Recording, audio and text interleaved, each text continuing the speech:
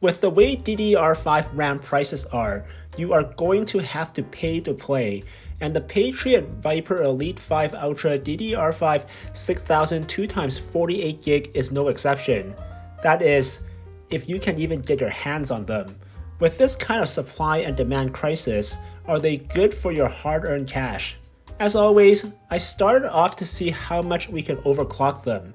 There was basically no room to move at 28, 40, 40, 100 stock latencies, but since these are likely lower bin SK Hynix M-Die ICs, if I loosen the timings to match the Corsair Vengeance RGB DDR5 8400 2x24GB at 40, 52, 52, 135, what kind of frequencies can we hit?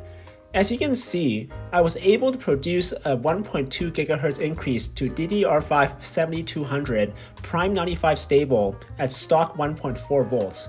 This is a solid 20% overclock, which is very impressive considering this is a 96 gig set. For benchmark results, Patriot Viper Elite 5 Ultra DDR5-6000 2x48GB tested with my Intel Core Ultra 7 265K delivered solid performance for its class. The medium profile heat spreaders will not likely interfere with anything, and should anything go wrong, there is lifetime warranty like other Patriot Viper memory products.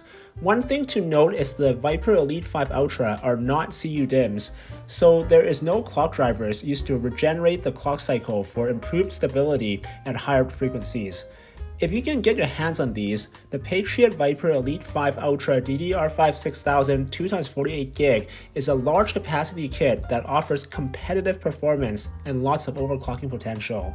Let me know in the comments what you think of these RAM.